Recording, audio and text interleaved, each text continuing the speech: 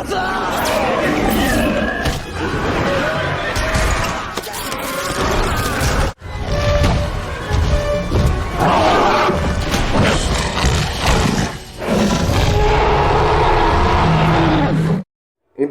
Racks एक ऐसा hybrid dinosaur जिसकी शक्तियों ने पूरे पार्क तक को हिला दिया, और दूसरी तरफ स्पाइनोसॉरस जिसकी शक्तियों ने इसला सोरना पर तबाही ला दी। क्या हो अगर ये दो जीव आपस में लड़ पड़े, किसकी होगी जीत?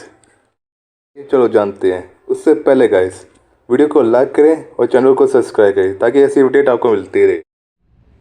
अगर बात करें इंडोमिनस रेक्स की, तो इसकी सबसे पहली अपीयरेंस जुरासिक वर्ल्ड में हुई है, जो कि मूवी 2015 में आई है, पर इसका निर्माण 2012 में हुआ था।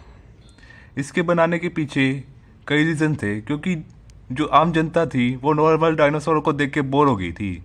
इसलिए डॉक्टर हेनरी ब्लू ने कुछ ऐसा आइडिया आविष्कार किया जो इस जैसे डायनासोर को बना दिया।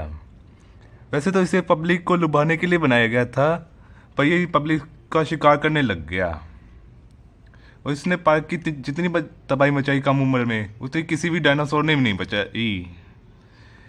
अब बात करते हैं इसके कुछ फीट्स के बारे में। इसके बनाने के पीछे T rex, velociraptor, rhedosaurus, carnotaurus, allosaurus, carcharodontosaurus, giganotosaurus, therizinosaurus, deinosuchus, tree frog, pit viper, cuttle fish जैसे जीवों का डीएनए इस्तेमाल किया गया था, तथा इसमें स्कॉर्पियन फिश का भी डीएनए शामिल है, जिस वजह से ये किसी भी माहौल में कैमोफ्लेज हो सकता है, अपने बॉडी टेम्परेचर को भी कंट्रोल कर सकता है, अपने मुंह को जितना चाहे उतना खोल सकता है।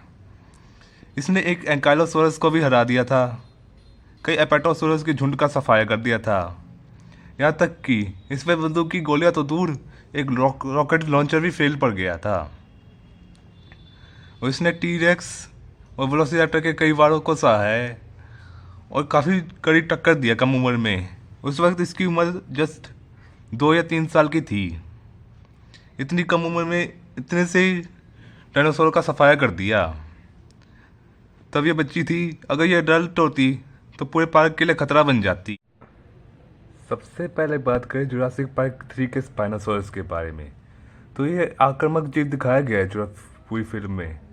इस जैसा खतरनाक जीव ना तो पहले कभी था ना कभी है, क्योंकि इसने इंसानों की कैसे भाग गई थी। इसकी सबसे पहले इंट्रोडक्शन जुरासिक पार्क 3 के इसला सोरना आइलैंड में हुई थी।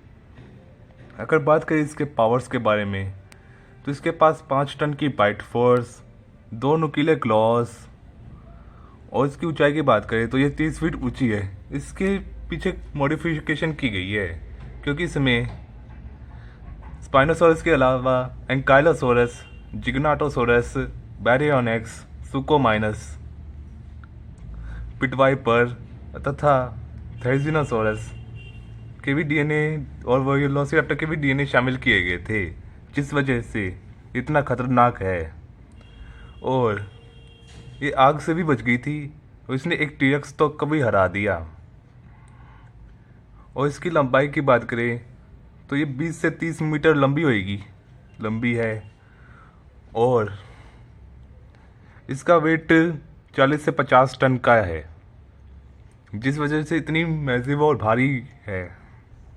और ये ज़मीन और पानी दोनों जगह पे रह सकती है, और इसके अपीयरेंस से भी कोई भी जीव डर जाए।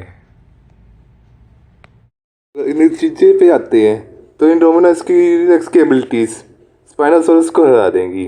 अगर स्पाइनोसॉरस इसके सामने कुछ नहीं कर पाएगा, तो इसके मुकाबले का विजेता इंडोमिनस रेक्स है।